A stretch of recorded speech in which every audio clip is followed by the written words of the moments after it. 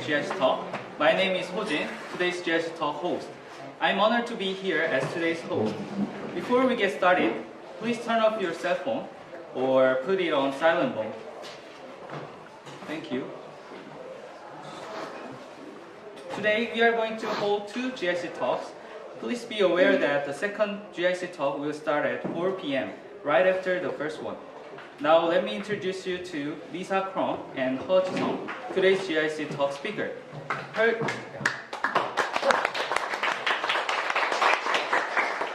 GIC talk is entitled Become an Animal Rights Activist, and she will explain information related to dogs and cats' rights in Korea. Our second GIC talk speaker is Michelle Wong. Her GIC talk is entitled Introduction to Asia Art Archive. She will introduce Asia Art Archive as well as some of the projects the organizations run. When you first arrive, you should have received two pieces of papers like this one. You are welcome to write down your questions on them. Then, the Q&A host will answer your questions during your Q&A portions led by one of our English-speaking GIC Talk volunteers. Now, without any further hesitation, please let us all welcome today's first speaker, Lisa Crone, with a big round of applause. Hello, everyone. Nice to see you, and thank you for coming today to this talk. So today I'm going to talk about animal rights in Korea. And I'm here with Jiseong, and Jiseong, Jamie. Jamie is also...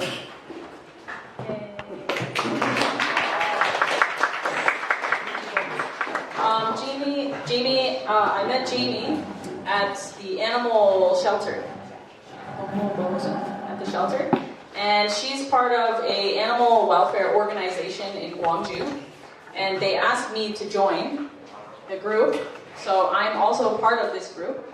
And the name of this group is Gachi. Gachi, which means Gwangju Animal Care Humane Institute. Okay? So this is a new group that has been formed in Gwangju, and it's a non-profit. It is a non-profit group. So the reason why I wanted to talk about this topic this week and this month is because May is a very important month in Gwangju. It is a human rights month. So I wanted to talk about animal rights because I think that humans are an animal. We are an animal, right? Yeah. So I think that we can include animals into this time, and we can think about animals as being important and having rights, like a human, like a person.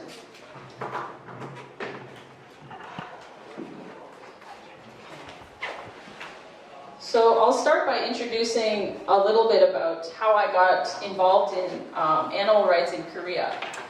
I didn't do anything. I've lived here for 7 years, and only recently I became involved in animal rights because I was involved in a rescue.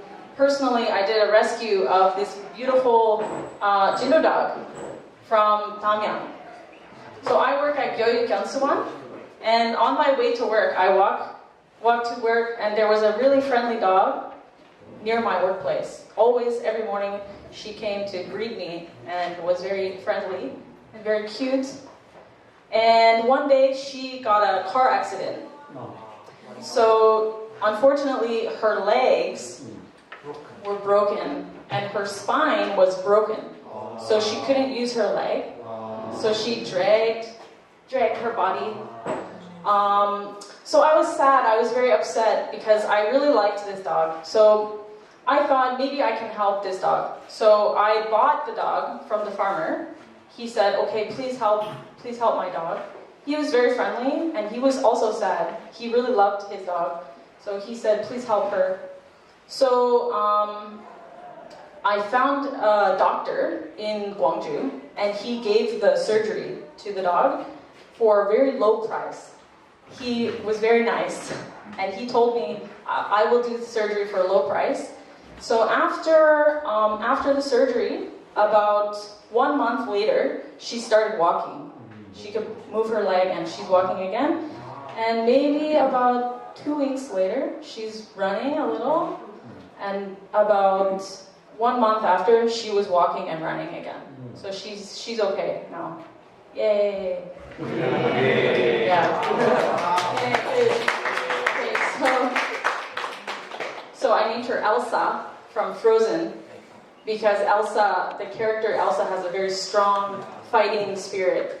So she is very representative of Korean Jindo-dog, very strong fighting spirit. And she's in Canada and she lives on a big farm and she runs around and she's very happy. So anyway, there's a YouTube video. I can't play now, but later maybe we can watch it. Okay, so a little bit about me. I was raised by my mother, who's a vegan, and she was raised by a vegetarian Danish family, which is not very common because Danish people really love to eat meat, and they love cheese. But my mom's family was very unique, and they were vegetarian. So I kind of come from a background that cares about animals and cares about what kind of animals you eat, and being vegetarian can be an option. My grandfather was a breeder of Saint Bernards. He would breed dogs in his place to make extra money because he was an immigrant and very poor. So he bred Saint Bernards. So my mother and my mother's family is very interested in dogs and very friendly and feels comfortable with dogs. And also when I lived in Canada, I raised cats and dogs in my house. So I'm very close to animals. My family cares about animals. So I think that's why I like animals, and that's why I care about animals, because of my background.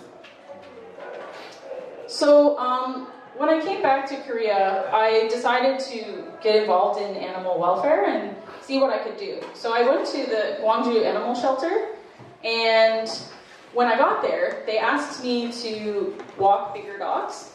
So at the shelter, there's maybe about 20 Jindo dogs, 20 Jindo mix or Jindo dogs like this. And they only walk maybe once or twice a week. So they don't walk very often. So me and maybe 10 other people, Rob is here. Rob comes to me with me at the back. Who's this? Francis and Jiseong. We go to the shelter and we walk dogs. So that's one way that you can be an activist. You don't have to go protesting. You can just do something like go to the shelter and walk the dogs, because they feel really happy after they go for a walk. And they're very friendly, very nice dogs. All of them are very nice. Another thing we do is fostering. And this is where you provide a temporary home for an animal. So Rob has this dog named Timmy. His name is Timmy because he's very timid and very shy. And this dog, his name was Harry. And Frances at the back, she fostered this dog, and then he got a new home. So now he's been adopted. So he got a new home. His name's Harry. Are you going to be sad? No, I'm okay. She was so sad when he left her home. So fostering is basically where you take a dog from the shelter and you provide it a temporary home. You get the dog to a hospital where it can be checked, get vaccinations, socialize the dog, and help the dog just feel comfortable. So both of these dogs have changed, their personality changed a lot. They were so shy and nervous when they were in the shelter, but when they were in the house, they were really friendly, became more outgoing, were really happier, and this dog has become more healthy, a lot more healthy. So, Rob, do you want to say something about Timmy? Do you want me to say something? I can? Yeah, okay. Somebody come on? Yeah, come. Okay. Rob is now fostering this dog, so he'll explain a little about the process of Timmy's recovery. Sure. All right. Basically, I met Timmy maybe a month and a half ago, 6 weeks, He was in the last room in the last cage, so he was all alone and just terrified of everyone. He was so scared. I would open the cage and he would just kind of like try to hide. So for maybe 2 or 3 weeks, I sat with him and pet him and tried to make him a little more comfortable. And I thought, oh, I might as well try rescuing him because I have another dog and about the same size. And so, yeah, I just decided to take him, and we immediately took him to the vet. That's the most important thing, is to get the dog healthy, of course. And we didn't know his health problems, but of course, he has several health issues. But it's amazing, like she mentioned, even in like the first week, just after 1 week of living in my house, his personality completely changed. Instead of being very scared, he started wagging his tail. He had some intestinal issues, a little bit of medicine, completely fixed in no time. And yeah, he's just a great dog. Unfortunately, he has what's called heartworm. A lot of you are probably familiar with heartworm. It's a pretty serious problem with dogs. They get them from mogi, mosquitoes, right? Mosquitoes give them heartworm. So he is about to start his treatment for heartworm, which will take maybe 2 or 3 months. But honestly, he's a great little dog, and the one thing I'll say about fostering is it's so easy. Like, I don't really do a lot of work with him. He's too scared still to go out for walks. So honestly, he just, like, I have a blanket for him, and he just relaxes on the blanket like most of the day and plays with my other dog a little bit.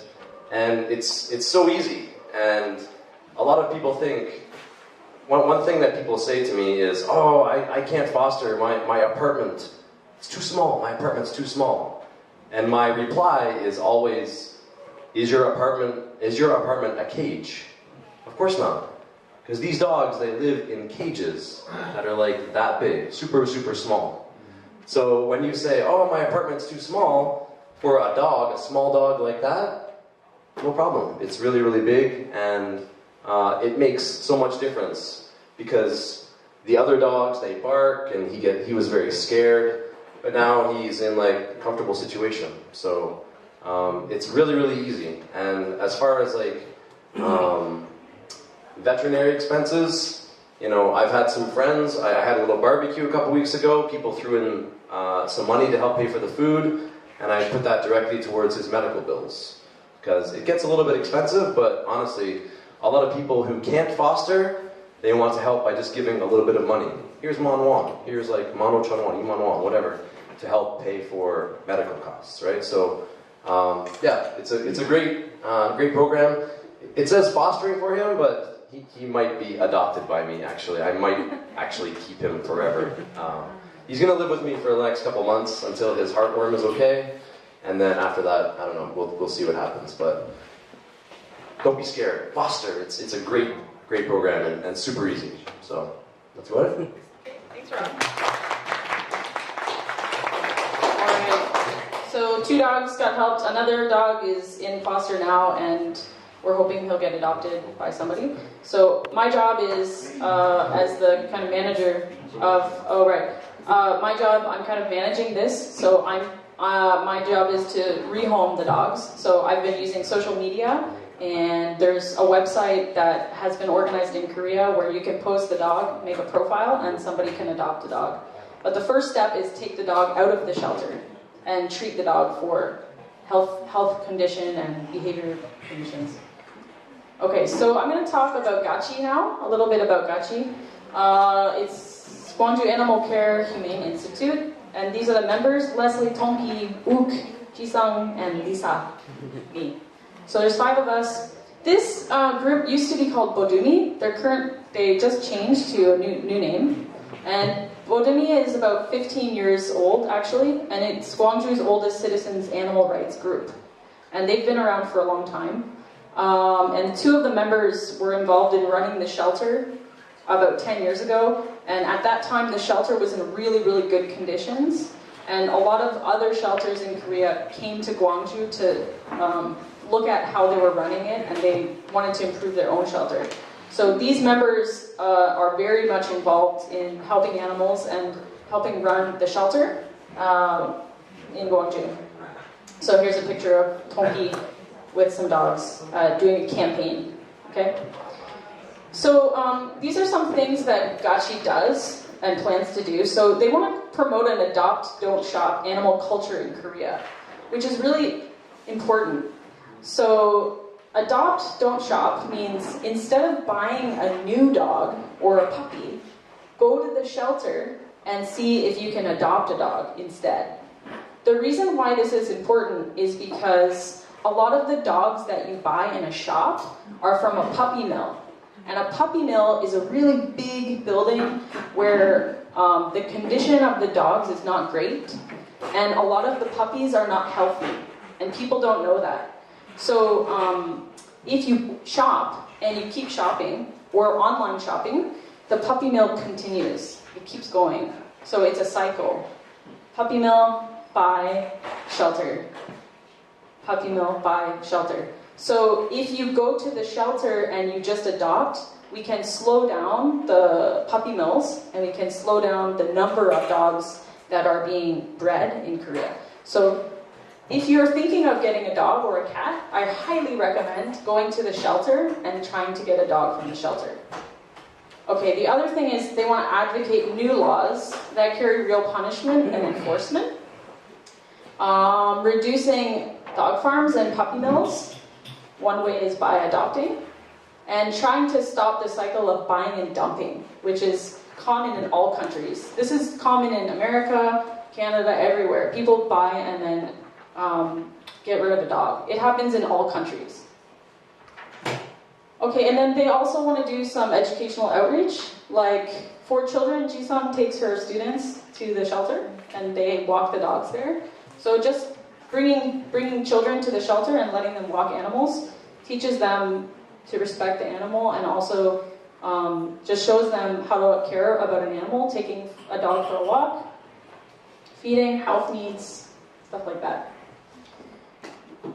Okay, so I want to talk about some legal issues that are in Korea. Korean animal welfare is about 20 years old, which is really interesting because it's current. Right now, it's a very interesting topic, and it's very new, and a lot of people are becoming involved nowadays. So even in the last 5 years, a lot of there's been more reporting, more news about this kind of thing, which is very interesting because it's starting to become more popular, and more people are becoming aware of these types of issues. So currently, the Animal Protection Act states that cruelty is a physical like scarring or wounding, which basically means that the only cruel thing that can be done, that is noticed, is if there's some kind of scar or mark on the actual dog's body, but it doesn't include emotional welfare, emotional state. So if a dog is under stress, or it's very fearful, or it has discomfort, like the dog isn't being fed, doesn't have any food, no water, that's not in the Animal Protection Act. So the other thing is that an abuser has to actually confess to the crime. They actually have to say, I did this, I hit the dog, or I threw the cat out the window, or whatever. So because of those two things, it's pretty easy to get away with a crime. So what is needed is basically tighter and more specific laws and enforcement. So these laws need to be a little bit more detailed, including things like the emotional welfare of the animal, and thinking about is the dog personal property, or does the dog have rights? So in my opinion, I think the dog and the cat and all animals should have rights. And if an owner abuses the dog, the owner should pay some price, I think, for sure. So that's my opinion. Okay, so that's something that's changing, and because it's only 20 years old, it's still developing. And so, for example, like in Europe, it's 300 years old. And in North America, it's probably about 150 years old. And Korea's 20 years. So it's going to develop more and more. It's naturally going to happen. Okay, so here's an example. So like last year, a man dragged a dog to death behind his car. I don't know if you've heard of this. And there was evidence, there was a video, and there was pictures of it. However, the man claimed that the dog jumped out and that he didn't notice. And nobody knows what really happened, but it turns out that he is like a dog farmer. So anyway, he should pay 10 million won or spend 1 year in prison, but because he didn't confess to the crime, he didn't get any punishment. There was no punishment. So that's why the law needs to be a little bit more detailed and more enforced. Okay. So here's some of the loopholes that are happening are in Korea the culturally the dog is a property, like it's the ownership of the person. So because of that, it's difficult to enforce if somebody abuses because it's their dog, so nobody wants to do anything. The other one is like 90% of the police don't actually pursue the cases. A lot of the cases are pursued by animal rights organizations like Gachi, CARE, there's other ones in Seoul. There's also no laws against animal hoarding, which means having like 200 dogs or 200 cats, and there's too many cats and too many dogs that you can't take care of all of them. So there's no law right now for animal hoarding. So this law needs to be also developed. Okay, so those are some loopholes, about that. Okay, so I talked about this. I talked about it. So there is progress in Korea. It's really, like I said, it's very interesting. It's about 20 years and it's changing very rapidly.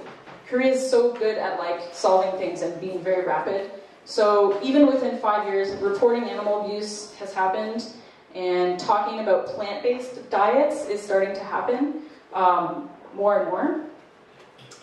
So a lot of people say like, why aren't you helping people? And that's also important, is to help people.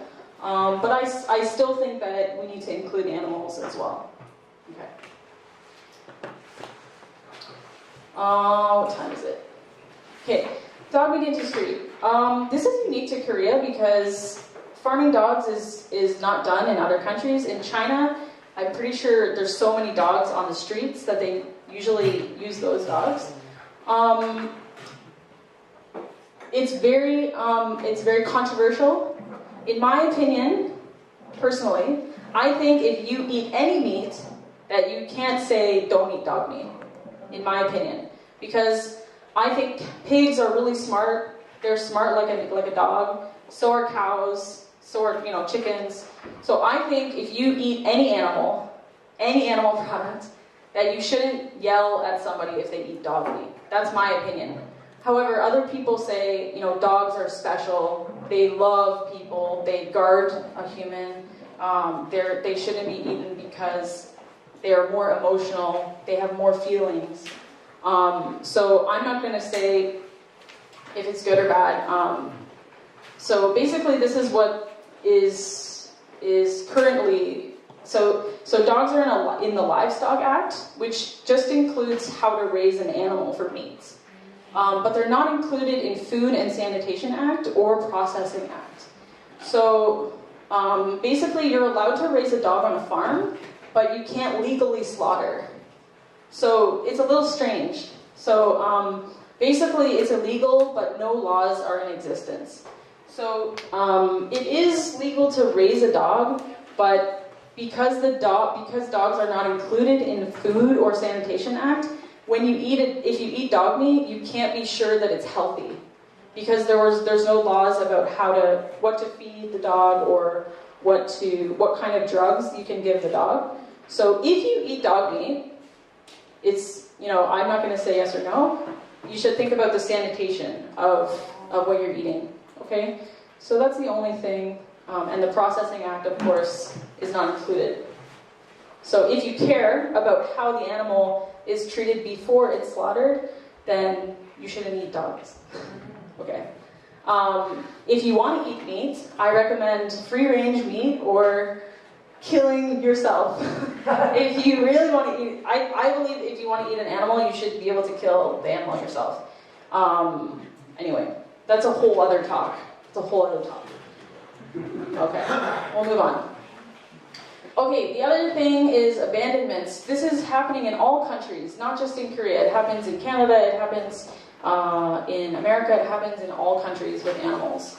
So basically in Korea, I think because owning a dog is new, it's very new to own a dog, there's a lack of resources. And when I say resources, I mean things like dog trainers, dog walkers, and like general knowledge about like owning a dog is still new. So for example, if I own a dog in Canada and my dog starts biting somebody, wants to bite a person, I can call a dog trainer and the dog trainer will come to my house and train my dog to stop biting. So I have the resource of a dog trainer. Also in Canada we have what's called dog walkers, and I think in Korea dog trainers and dog walkers are starting, but there's so many dog walkers. So if I work 10 hours, if I have to work for 10 hours and I have a dog, I can get somebody to come to my house and they can walk my dog for me.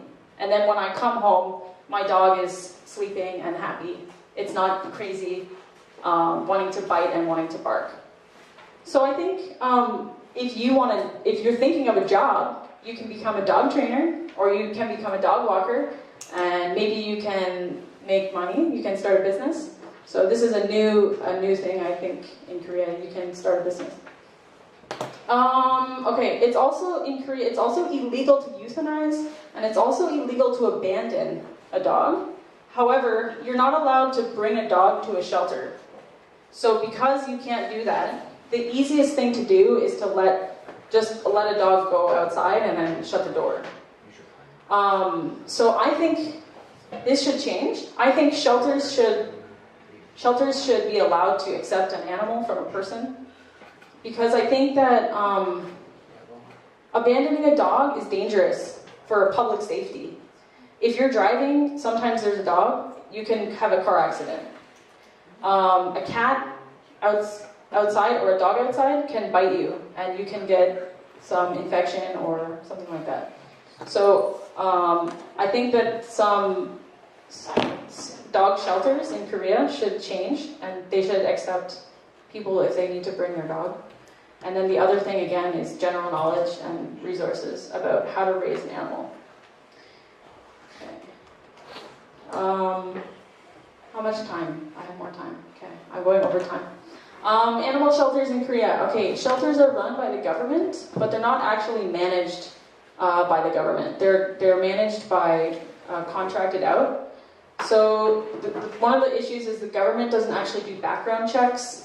So sometimes what happens is the shelters in Korea are run by somebody who owns a meat farm or somebody who owns a dog fighting ring. So, for example, one of the owners that I've met, his cousin runs a dog fighting ring.